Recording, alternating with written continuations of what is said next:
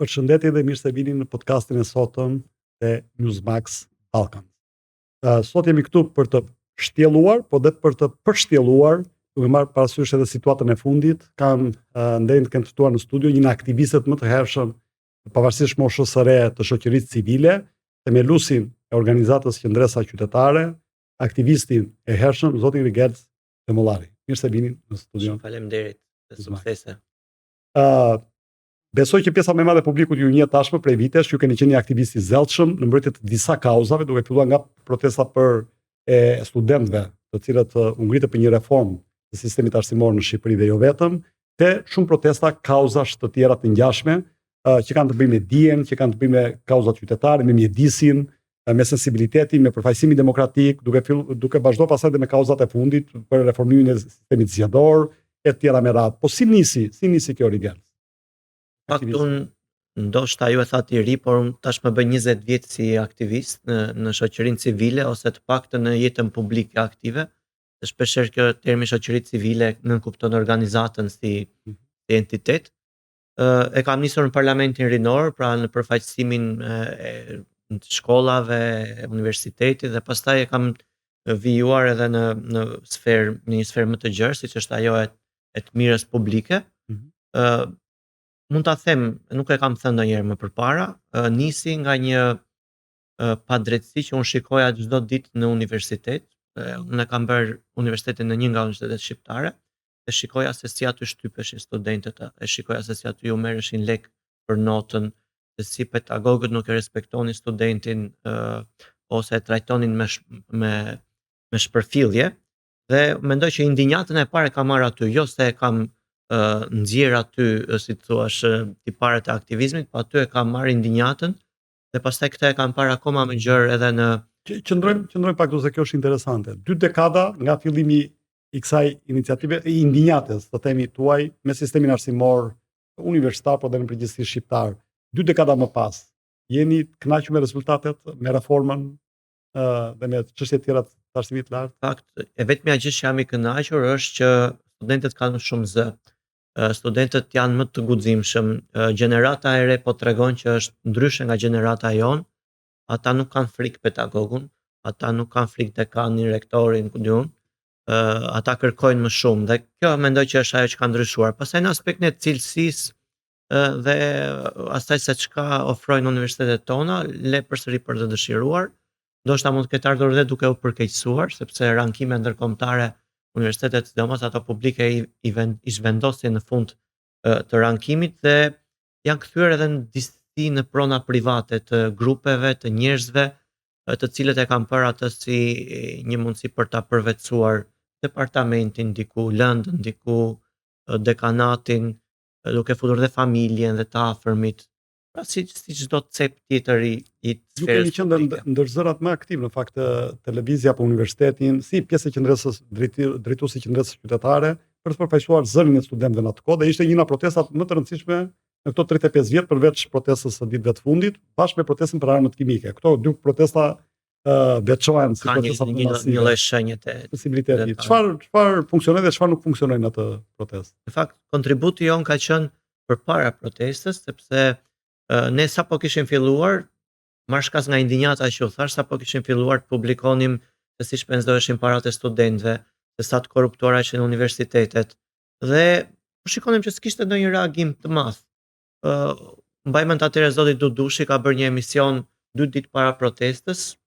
Protesta lindi për diçka tjetër, pra për një tarif, por ajo mori shumë vëmendje dhe unë isha përballë një rektori dhe po i thoja që 80% e studentëve ju perceptojnë ju si të korruptuar.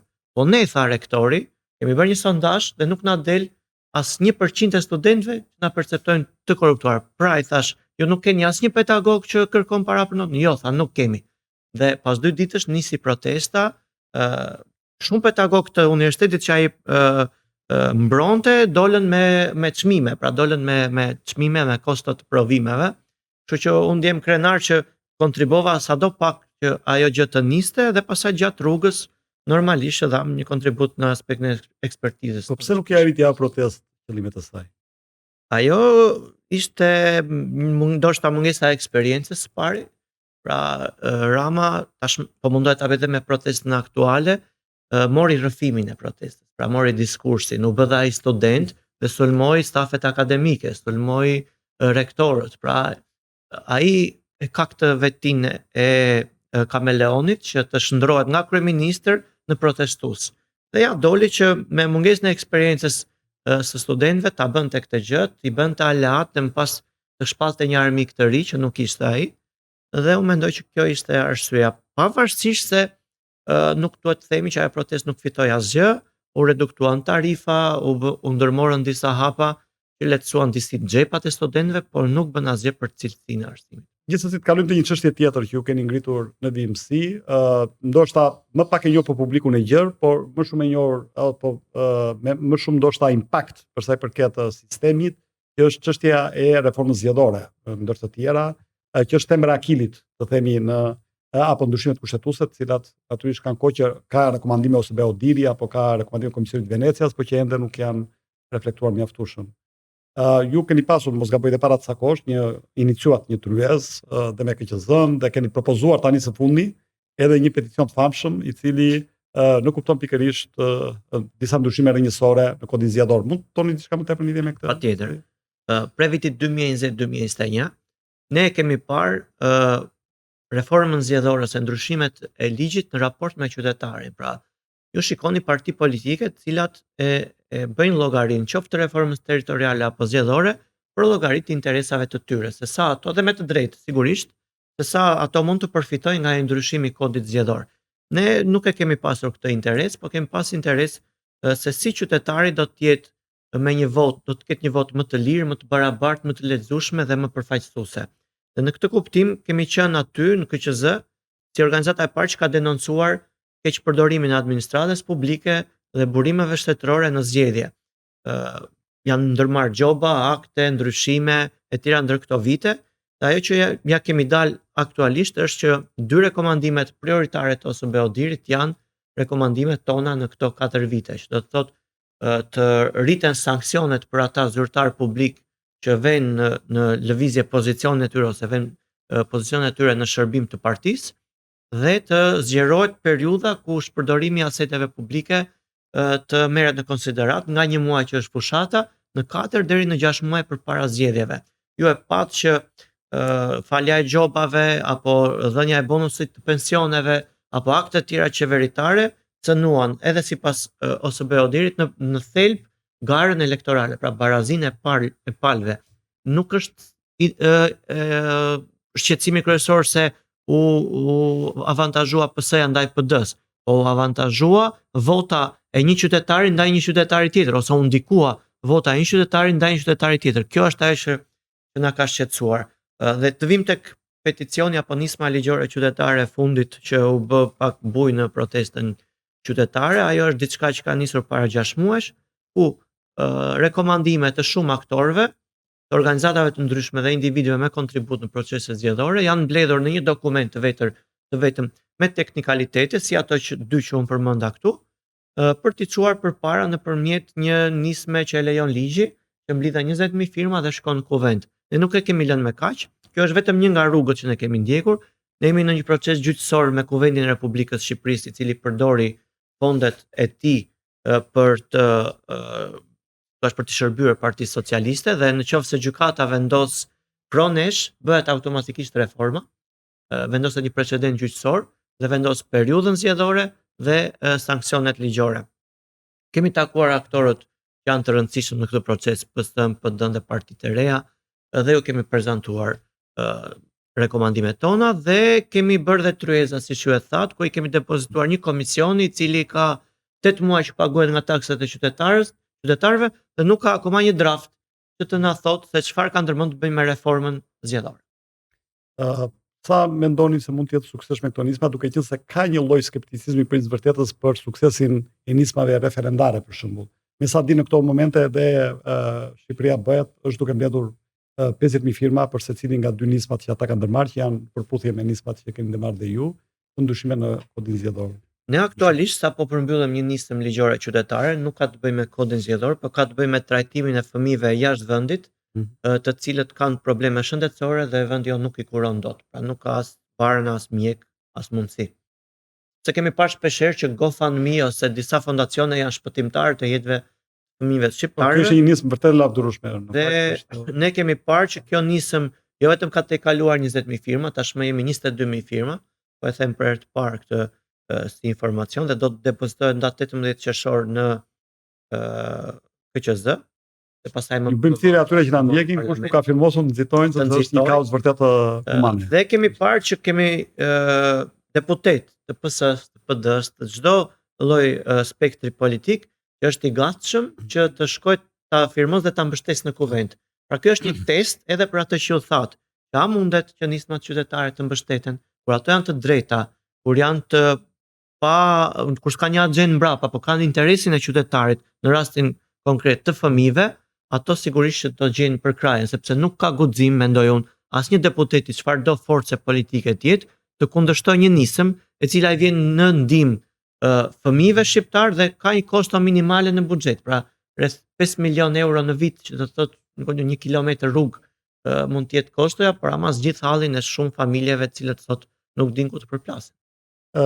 Miguel, në fakt janë domethënë këto ditë kjo shkaktoi një lloj turbullire, kjo peticioni, sado që un jam në dieni dhe ishte një diçka që ju e kishit filluar kohë më parë, pra emrat e firmëtarëve plas, sepse u krijuai një asociacion, ndoshta edhe fushat dezinformimi, për të lidhur juve, firmëtarët e asociacionit, shumica prej jush aktivistë, shumica prej jush aty në shesh, që janë dita e parë, me natyrisht organizimin e protestës. Normalisht që prej shumë ditësh aktorë të ndryshëm, po kryesisht qeveria dhe analistë pranë saj janë munduar të gjejnë drejtuesin protestës. E ka nisur me Greqinë, pastaj me Iranin, pastaj me Rusin, Kinën. Kur i pyet në studio nuk thonë do të asnjë emër, asnjë. Po cili është fakt drejtuesi? Pra ka një grup organizator protesta apo janë Mendoj që me sa di unë ka një grup të cilët janë kujdestar të megafonit apo të itinerarit, po tashmë në momentin që dihet vendi, dihet ora, dihet kërkesat, mendoj që s'ka nevojë më për organizator. Ka nevojë vetëm për reflektim nga palët politike. Kështu që duke qenë se kishte një nevojë shumë të madhe, kjo lista u publikua, ne nuk e kemi publikuar vetë të listën, nuk e di nga doli dhe si doli, dhe vetëm natën e parë ka marrë mbi 200 friend request të njerëzve që kishin kuriozitetin që kush janë këta që kanë marrë ku diun organizimin e protestës e me radhë. Me njerë bëra një sqarim në rrjetet sociale dhe ky sqarim u shpërnda dhe nga kolegët e tjerë cilët janë pjesë e asaj liste. Mendoj që ka aq shumë portale të cilat ti nuk arrin dot t'i kontrollosh dhe në mos kjo listë do ditë një listë tjetër, ku diun, cilët kanë vërë diçka tjetër dhe do merre si organizator të protestës. Megjithatë duhet të them për vërtetës që nismat që ju keni ndërmarrë, qoftë peticionin fjalë, qoftë nismat referendare apo ndryshime kundizjedhor, qoftë aktiviteti tjetër, për shembull në rastin tuaj qendrës qytetare, përkojnë me frymën e protestës, apo jo? Atëherë kjo sigurisht që është, dhe unë jam krenar që përkojnë dhe jam krenar që në këto të paktën 10 vite qendrës qytetare ne ja kemi dalë që të sillim protestën te institucion në Shqipëri. Diku me 5 veta, diku me 50 veta, diku me 100 veta, dhe tashmë me 30-40.000 në shesh, që është rezultat i një pune shumë të gjatë, jo vetëm i joni, po edhe i aktorëve të tjerë. Kemi arritur ta instalojmë këtë dhe unë mendoj që kjo duhet të ngelet, pavarësisht se rrëzohet qeveria, krijohet një forcë politike çka kërkon publiku apo media. Unë mendoj që ky institucion tashmë është krijuar dhe duhet të ngelet aty. Dhe besoj që për kjo na bën më shumë krenar se çdo gjë tjetër. Natyrisht është një sfidë tjetër që pak njerëz e njohin jashtë ekosistemit të OJF-ve apo të shoqërisë civile. Duhet të që në letër dhe Shqipëria ka një çudi, domethënë, po të vi dikush nga Marsi, do thotë ç'është ky vend me 140 parti politike, me një 11.000 OJF të regjistruara, nga të cilat janë 3.000 e ca pretendojnë të janë aktive, me 1.000 e ca portale, 50-60 media kombëtare lokale.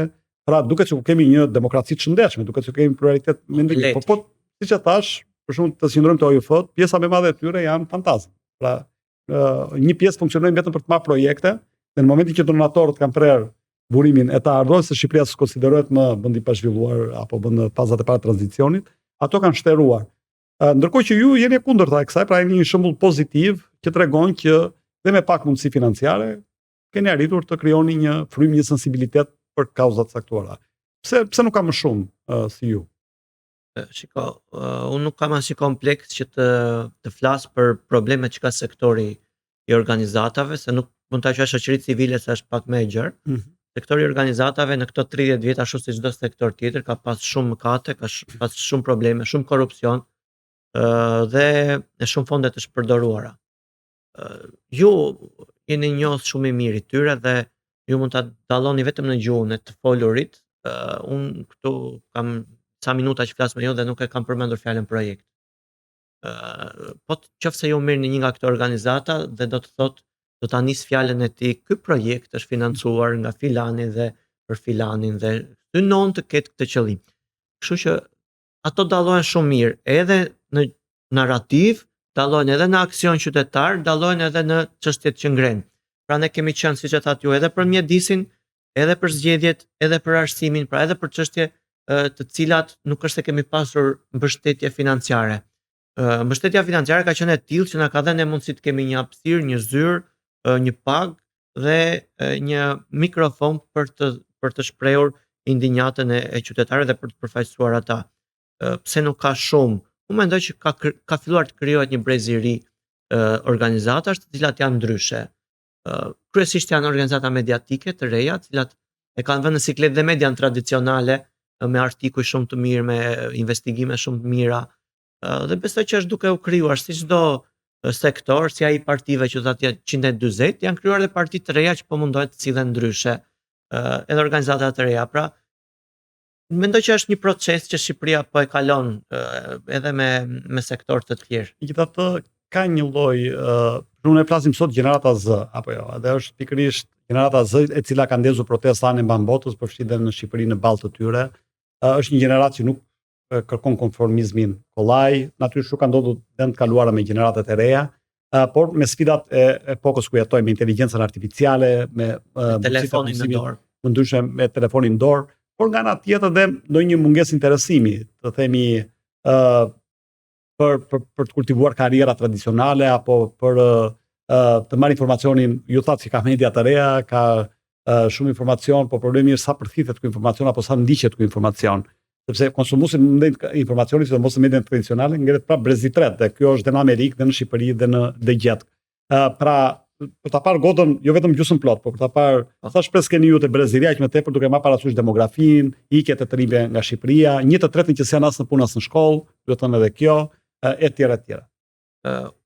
Them të drejtën, kemi pasur edhe demotivimin ton, paktën në këto vite nga të rinj, të cilët jo vetëm për fajt të tyre, po dhe për fajt familjeve të tyre, ne i bëjmë shpeshherë përgjegjës, kur kemi dashur të nxjerrim ndonjë nga këta të rinjt që të marrë rol leadershipi, ka qenë familja ajo e cila e ka penguar. Ka thënë ç'të duhet ty, rriti, ta bëj ai tjetri, ta bëj ai që thot ty. Dhe kjo ka qenë një ndër pengesat kryesore, dhe që rastin të bëj thirrje të gjithë familjeve, dhe unë po shikoj që tani familjet po i dërgojnë vetë në protestë të rinj, se po shikojnë që këtyre duhet dhënë mundësia që këta të marrin përsipër, pra të marrin rol. Dhe duke qenë se gjithmonë kanë qenë si diçka që janë trajtuar si një njerëz i cili ose që në gjenezë ju është dhënë një diplomë që të emigrojnë. Pra ju është dhënë një shkollë që të emigrojnë, nuk ju është dhënë një vizion për vendin e tyre. Atëherë normalisht ata janë të dëmtuar kryesisht nga familja e tyre. Më pas thënë pasaj politika, zhvillimi, fondi. Ka një fakt tjetër, po shikojmë pak botën, domethënë kemi një lloj gerontokracie, pra të vjetrit janë pushtet, pjesë vërtetë. Dhe mosha mesatare atyre që drejtojnë është rritur me kalimin e kohës. Shihni Amerikën. Nga një anë ishte Joe Biden, nga ana tjetër është Donald Trump, Nancy Pelosi ishte 82 vjeçë kryetare deri para pak vitesh e Senatit, Chuck Schumer, shumë e tjerë. E njëjta gjë ka ndodhur në vende të tjera, por mos i marr me radhë për shkak të kohës. Pra nuk është se kemi një përfaqësim të një brezi të ri, të themi, në politikë, plas për në anë e moshës. Dhe natyrisht brezi më i vjetër ka dhe eksperiencën pastaj jetësore, punës profesionale. Edhe unë nuk jam dakord që 20 vjeçarët dhe 30 vjeçarët të jenë president dhe kryeministra, sepse ai thon punës përmingjes. Unë mendoj që edhe ata duhet të kalojnë nëpërmjet një eksperiencë të gjatë dhe pastaj të arrijë një pjekuri për të qenë në politikë. Unë jam kundër atyre të cilët e mbyllin jetën e tyre 20 vjeç në parti dhe i kemi parë se çfarë produkti janë këta kur shkojnë 40 dhe 50 vjeç, janë një produkt me një buton. Që do thotë nuk e njohin aspektin tjetër të jetës, nuk e njohin politikën e tjerë. Por nga ana tjetër mua më jep shpresë ajo që fituesi i zgjedhjeve në Hungari, Peter Magyar tha që unë dola në një media tha dhe mora 3 milion view. Dhe pastaj dola prapë dhe mora akoma më shumë. Nuk kisha ndërmend të drejtoja vendin apo tyja në politikë, por tha pash që kur populli nuk kishte më frikë dhe më tej akoma kur populli u tall me liderin aktual tha, aty e kuptova tha që sistemi do ndryshonte dhe kasta e vjetër do ikte. Dhe unë këtë po shikoj te brezi i ri, që ata e para nuk kanë frikë, dhe ju e thatë, dhe ata po fillojnë ta tallin kryeministrin. Pra në vend që kryeministri, megjithëse kryeministri po mundohet t'i tallë me ato pelikanin apo gjestet e tij të cilat tashmë bëjnë qesharake, ironia që po përdoret në protestë është shumë më thjeshtë dhe shumë mesazh më i fortë se të gjitha mediat publike, televizionet që po nxisin një lloj propagandë kundër protestës ndaj qytetarëve.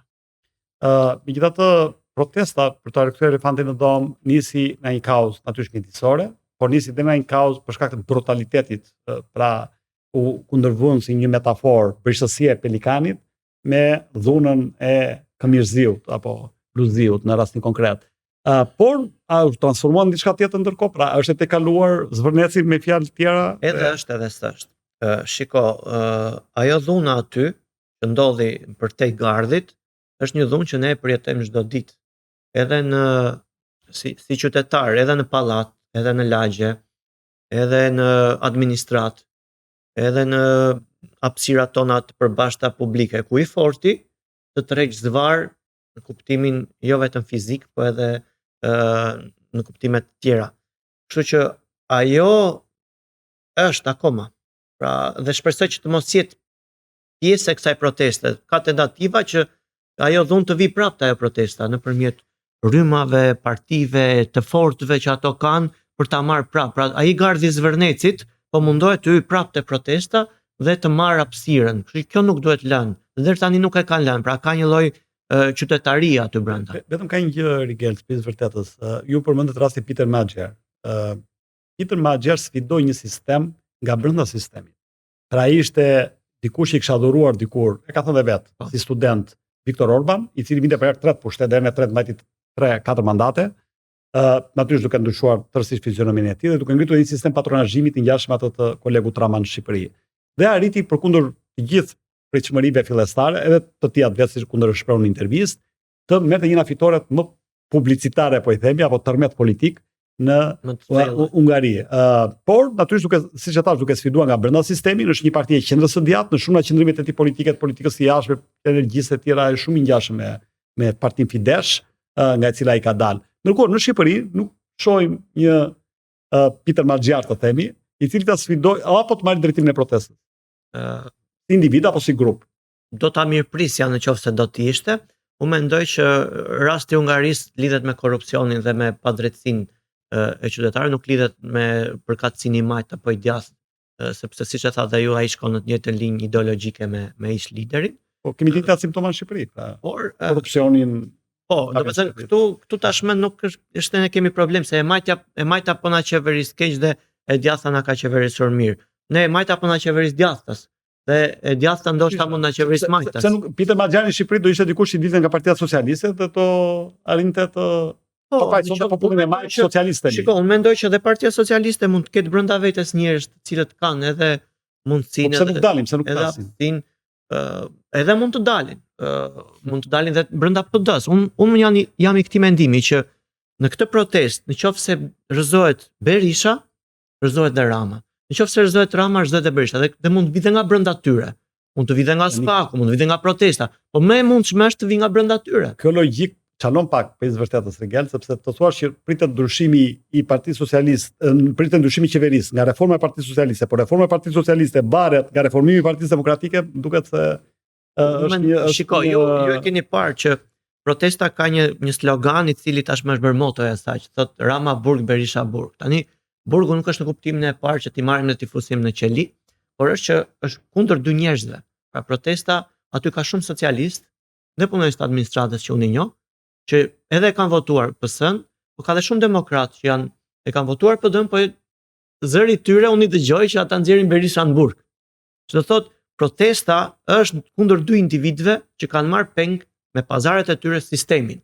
Do thotë edhe brenda këtyre forcave, Po PD-ja është jashtë pushtetit prej 2013-s, ka protestuar gjatë gjithë këtyre viteve. unë mendoj që nëse Si mund Berisha të barazohen dy liderë politik, njëri që ka gjithë pushtetet dorë dhe tjetri që qytetari nuk është saq inteligjent. I barazon sepse thotë të dy janë kundër spakut. Pra, ne drejtësia e re na solli një lloj motivimi për të reaguar dhe për të kërkuar të drejta, sepse nxori korrupsionin e zyrtarëve të lartë, që nuk e kishte bërë prokurorin para. Tani, kur ti ke një lloj shpresë dhe këtë ta vret dhe opozita sepse del çdo ditë çdo javë kundër drejtuesit të spakut, atëherë normalisht tani se kuptohet që këto janë bashkë. e njihni mirë dhe reformën drejtësi dhe a jeni ju personalisht i kënaqur me reformën drejtësi, do të thënë pra me kohën e ekzekutimit, me produktet e saj, me frytet që kemi marrë, me dënimet në shkallë përfundimtare të zyrtarëve të lartë korruptuar.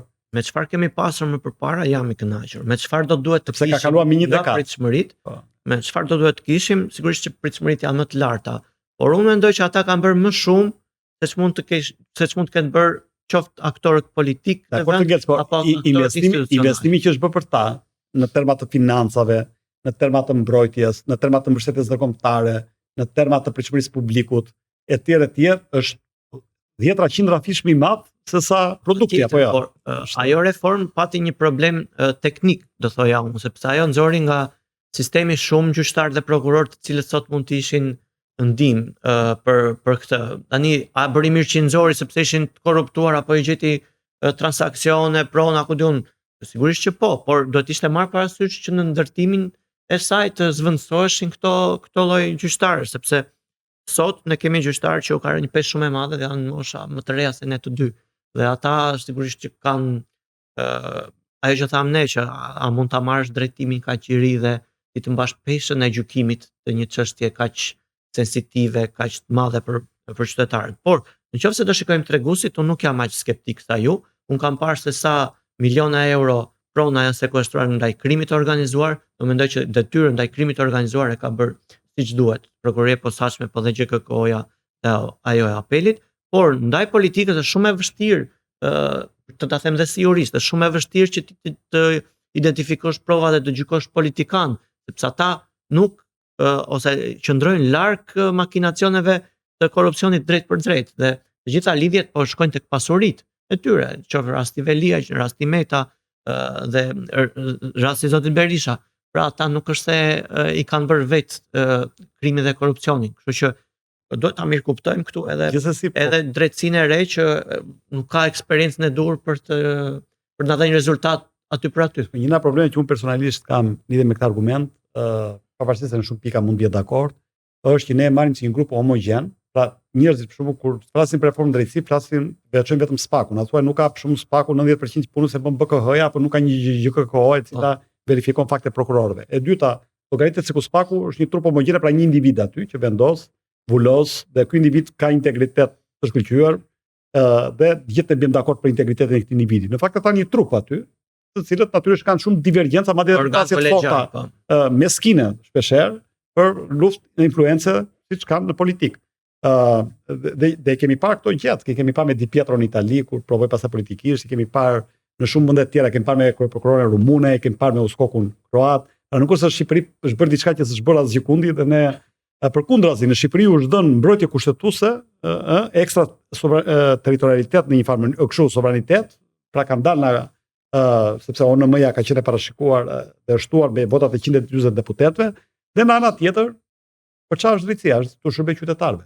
Nëse janë 140-150.000 çështje të pashurtuara, pra drejtësia e vonuar, drejtësia e mohuar, me njerëz që po vdesin dhe s'po marrin pronën, na duhet në një proces 30 vjeçar që të përfundojë apo jo me dënim të një zyrtari korruptor. Spaku dhe gjykata e posaçme te gjykatat e zakonshme, dhe un jam dakord me ty që le shumë për të dëshiruar.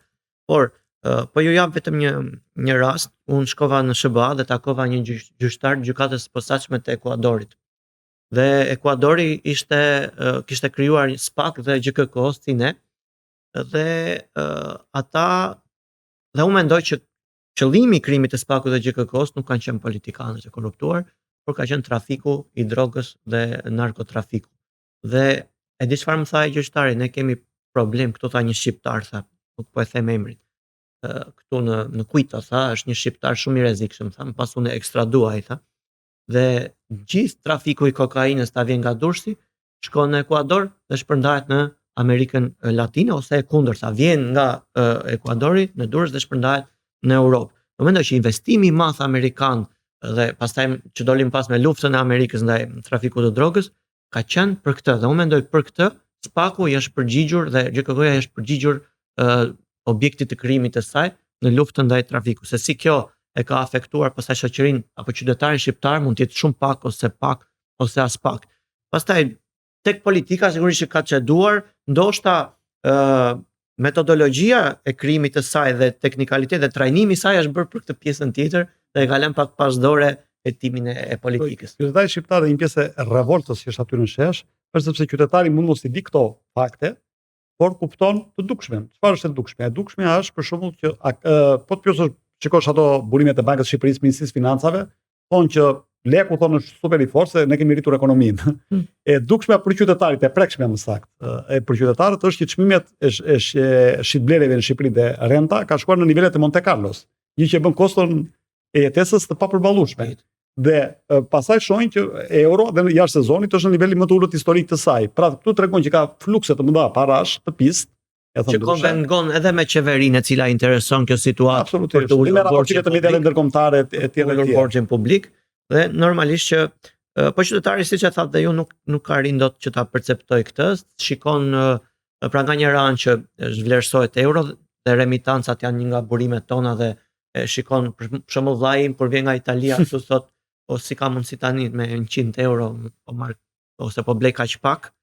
Ndërkohë që çmimet janë më shtrenjtë se në Europë, sepse janë 108% të mesatarës së Bashkimit Evropian, 44% të shpenzimeve shkojnë për shpenzime ushqimore, pra jeta është gjithmonë duke u bërë papërballueshme. Kësaj e përgjigje protesta, pra unë shikoj aty artikulime që lidhen me këtë, me pamundësinë për të blerë një banesë. Pra ndërkohë që ne na vjen korrupsioni dhe sekuestrojnë vila, apartamente të zënës kryeministres, të rinjt aty ju duhet 20 vite pagë, po pa e prekur pagën për të blerë një 4 mure. Po si mund të kthehet revolta në përveç manifesti politik, unë pash në një manifest, nuk e di se kush ishte grupi dhe kush e kishte nxjerrë, sepse ishte i ndryshëm nga 5 pikat, ishin më koncize.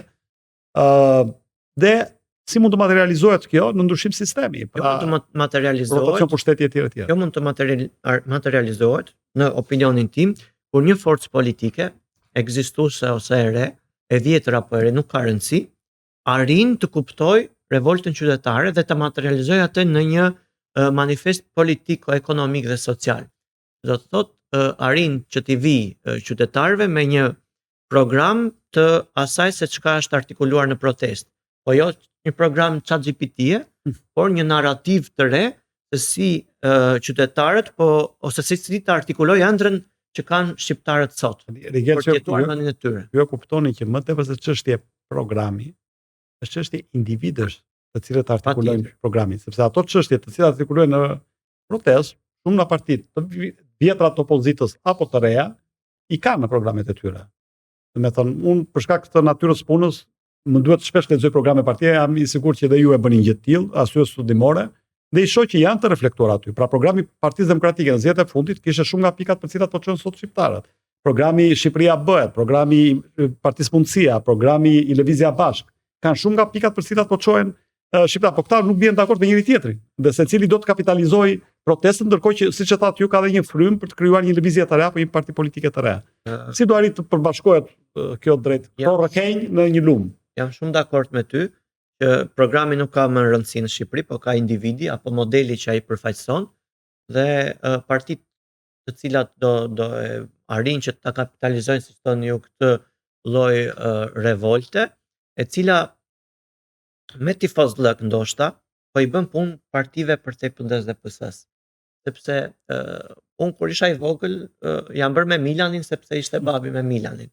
Dhe nëse ti për 11 ditë, po që edhe për 100 ditë, çdo ditë të dëgjon Rama Burg, Berisha Burg, Kur shkon në flet në votimit, vetëm nga e pandërgjeshmja jote nuk voton as Ramën as Berishën. Dhe unë mendoj që ky tifozllaku është i mirë për protestën dhe për të ardhmen demokratike të vendit, por partitë e reja sigurisht duhet të reflektojnë, ato duhet të shmangin këto tensionet e kota me njëri tjetrin, duhet bëhen më demokratike, të krijojnë struktura, këto struktura të bashkohen me njëri tjetrin dhe të krijojnë si thua atë ëndrrën e shqiptarëve.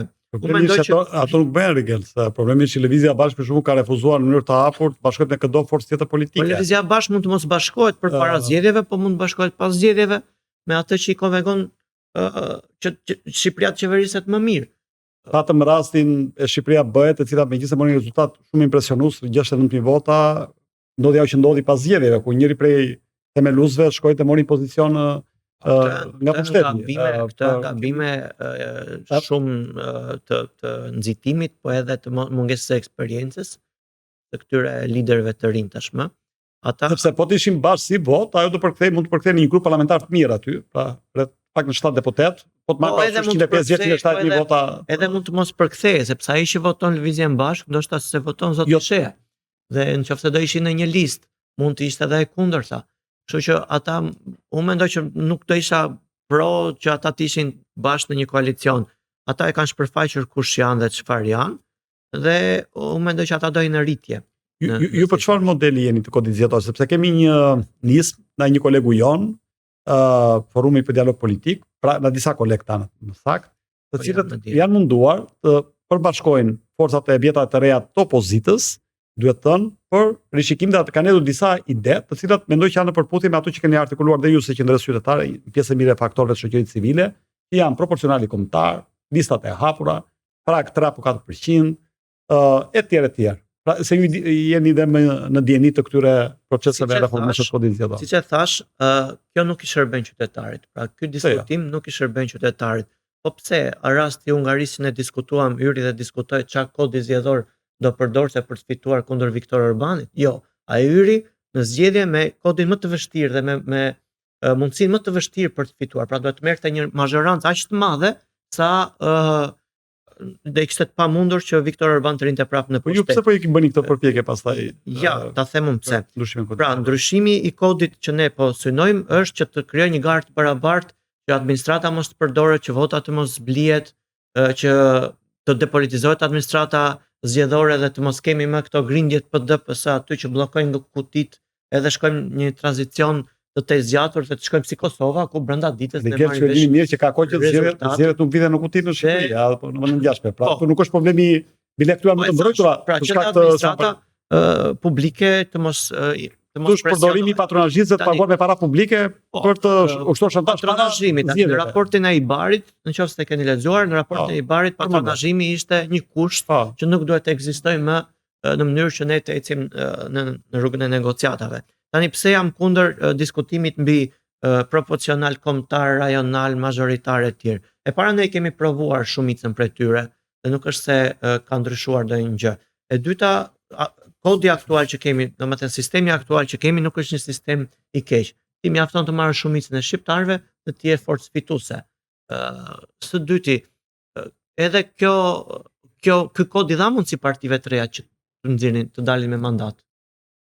Pra kush e pengon zotin Lapaj, Shea e Qori që të jetë forcë fituese përveç asaj që ne kemi sugjeruar që të hiqet patronazhimi, të hiqet përdorimi i shtetit në fushat apo krimi në zgjedhje. Pra nëse nuk dojen këto 3 faktor, çfarë i pengon ky sistem zgjedhor? Se edhe nëse ne bëjmë atë sistemin që ata duan proporcional, kombëtar apo atë që zoti Asimja ka propozuar, ka një risk të madh. Që nëse bëhet 5% pragu apo 7% në koalicione, atëherë sigurisht që mund të kemi pragu i dakorcuar deri tani në partitë që kanë pranuar është 4%, po i hapur dhe për 3%. Dhe në fakt e kanë mes PD-s dhe aktorëve të tjerë, po jo mes PD-s dhe PS-s. Atëherë nëse si herët e tjera ditën e fundit. Se ka kërkuar tjetër gjë, ka kërkuar uljen e numrit deputetëve në 140-100. Po, nëse PD-ja dhe PS-ja ulet dhe PS-ja i thot PD-s, a ulim 100, a pranon ti? Pranoj. A pranon ti ta çojmë pragun 7? E çojmë ditën e fundit mbyllet kjo dhe pse koalicionet për shembull para zgjedhore që i prishi Rama me anë të parlamentit fiktiv. është diçka e mirë, sepse mund të grupohen forca të ndryshme duke ruajtur identitetin e tyre. Koalicionet është tjetër gjë, pra nuk koalicionet nuk është garantuar fush flet barabartë. Nuk është se koalicionet nuk është se prekin sistemin, pra majoritar apo proporcional me lista të hapura apo të mbyllura e tjera. Koalicionet këta kishin dorë t'i bënin dhe tani, pra nëse do merreshin vesh, mund të kishin bërë një listë. Ka dy mënyra si ata të merreshin vesh dhe kështu. Të bënin një listë të përbashkët ose të linin zona të lira. Që do të thotë, Fierin, mund të zoti Lapa e Sheha Qori, mund të binin dakord ta merrte një prej tyre në këmbim të Vlorës, të Durrësit. Vetëm kjo ishte se listat e përbashkëta kanë problem pastaj. Këtë strategji elektorale dhe ata nuk janë marrë vesh. Ose me një listë përbashkët. Lista përbashkët ju e dini që s'funksionon. Ne kemi sugjeruar një tek ajo propozimi i ri me zotin Kume, kemi sugjeruar diçka që e ka Kosova, por nëse kemi listën qytetare shumë emërore, që është një gjë shumë e mirë, që te kalon partinë, ku ne të dy dhe 10 të tjerë bëhemi bashkë dhe shkojmë në zgjedhje, si rasti i zonës Vjosa Osmani, dhe këtu nga gjithë kjo pakënaqësi që ka ndaj partive mund të jetë një. Sa ka gjasa që t'i arrini ju kërkesat tuaja? Unë besoj që ne sot kishim një takim me zyrtarët e EU-s, sepse shpërdorimi i burimeve publike është raporti i Barit dhe patronazhimi, që me presion ndërkombëtar dhe vendas të arrihet të paktën të ndryshohen disa probleme që janë rekomandime prioritare të ODIHR-it. Pastaj këto të cilat ju shërbejnë forcave politike varet nga marrëveshjet që forcat do bëjnë me njëra tjetrën. Duke qenë se jemi në fund të minutazhit fakt për këtë podcast, kush është mesazhi juaj i fundit për mesazhin? Domethënë çfarë mendoni ju se do ndodhi, si parashikoni ju? Ju më ftuat këtu si një protestues apo si një aktivist që ka 2 dekada në shoqërinë civile. Dhe që ka pa shumë protesta. Dhe që ka pa shumë protesta dhe që është formësuar në protesta dhe ka ardhur deri këtu. Ajo që unë do doja është që kjo protestë të shërbejë disa të rinjve të tjerë, të cilët janë gjenerate re, quaje 20 vjeçar, të cilët i formësoj kjo protestë që ne ti kemi për 2 dekada të ardhshme, sepse nuk duhet që prapë ne të dy të ulemi këtu dhe pas 20 viteve të tjera, nëse Zoti na e pjet, të flasim për të njëjtat gjëra. Unë dua që të jenë ata. Dhe kjo protestë duhet të jetë një akademi e cila të shërbejë këtyre gjeneratave që ata të jenë zërat publik më vonë. Në përfund, çfarë duhet të bëjë kjo protestë si mos të zhgënjej, me të ardhmen se ke pas shumë lëvizje të cilat ka rezultuar të zhgënjuese për një pjesë të mirë të atyre që janë bashkëngjitur. Kjo protestë pari nuk duhet të verë gardhin e zvërnecit brenda mikrofonit, së dyti duhet të prodhoj leadership të ri, së treti nuk duhet që të uzurpohet nga 2 forcat e mëdha, po dhe forcat e tjera politike, pa ndonjë lloj kompleksi. Duhet që kjo protestë të arrijë të pari të fitojë zvërnecin, sepse pra të nisi, pastaj do bëhet si ajo teatrit që nis për teatrin dhe sfiton as teatrin, pra zvërnecin duhet të jetë një fitore pa diskutueshme, pastaj zonat e tjera të mbrojtura dhe pastaj të arrijë të rrezoj kryeministrin, siç vjen mbas. Ajo pastaj mbetet për të diskutuar, por në këtë stad nuk e diskutojmë. Faleminderit Rigelc për këtë bisedë, besoj të plot, jo vetëm për shkak të asaj që po ndodh tani dhe që është elefanti në dom, protesta më e madhe në 35 vjet, për çmëritë që ka për këtë protestë, por dhe për aktivizmin qytetar të Rigel Xhemollarit dhe të miqve të tij, të cilët kanë themeluar qendresën qytetare, gjithashtu si një afirmatar të peticionit për ndryshime në kodin zgjedhor, ndryshime kushtetuese dhe natyrisht për gjëra të tjera me interes për fajësimin demokratik qytetarëve shqiptar. Unë Ilir Kalemaj, miru takoshit në puntatën e radhës.